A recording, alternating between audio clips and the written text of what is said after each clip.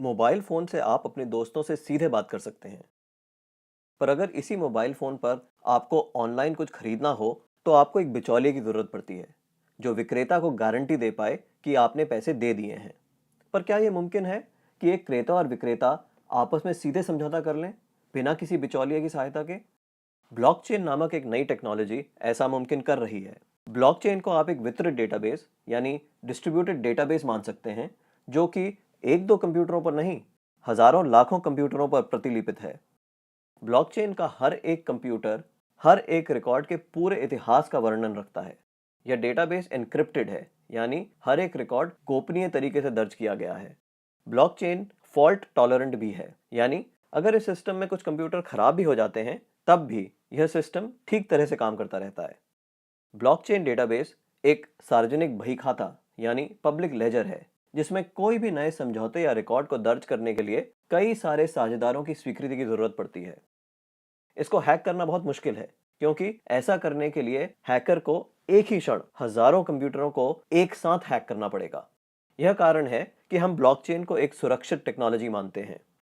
Blockchain का पहला प्रयोग हुआ था 2008 में, जब बिटकॉइन नामक एक डिजिटल मुद्रा का आविष्कार हुआ।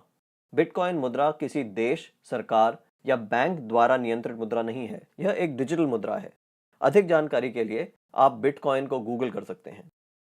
केवल मुद्रा या पैसे से संबंधित प्रयोजन के लिए ही नहीं, ब्लॉकचेन का प्रयोग कहीं भी हो सकता है जहां पारंपरिक रूप से विश्वास, भरोसे या गारंटी के लिए एक बिचौलिए की जरूरत है। जैसे वह सभी सौदे जिनकी आज नोटरी पब्लिक या किसी सरकारी संस्था को पुष्टि करनी पड़ती है। मान लिया जाए कि आप एक मकान खरीद रहे हैं। आप चाहेंगे कि इस सौदे को सरकारी रजिस्ट्रार के यहाँ दर्ज किया जाए, ताकि आपको एक सरकारी दस्तावेज मिले जो साबित करे कि आप उस मकान के कानूनन मालिक हैं। पब्लिक रजिस्ट्रार केवल इस सौदे का एक सबूत दे रहा है, और ऐसी संभावना है कि भविष्य में पब्लिक रजिस्ट्रार का काम ब्लॉकचेन टेक्नोलॉजी कर दे, क्योंकि उसमें दर्ज सौदे की भी उतनी मान्यता होगी जितनी आज रजिस्ट्री सर्टिफिकेट की है। सार्वजनिक होने की वजह से इसमें घपले की संभावना भी कम होगी।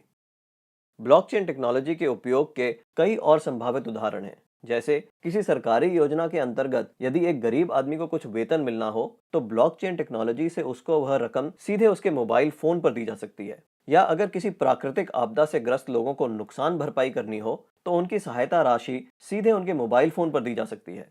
इससे भ्रष्टाचार भी कम होगा। शिक्षा में भी ब्लॉकचेन का इस्तेमाल हो सकता है। कागजी डिग्री के बदले छात्रों को ब्लॉकचेन आधारित डिग्री दी जा सकती है। इससे जाली डिग्री की समस्या का भी समाधान हो सकता है। ब्लॉकचेन उन टेक्नोलॉजी में एक है जो 21वीं सदी की अर्थव्यवस्था में बहुत बड़ा परिवर्तन लाने की क्षमता रखती हैं। आपको ब्लॉकचेन टेक्नोलॉजी में क्या नया हो रहा है, इस पर नजर जरूर रखनी चाहिए।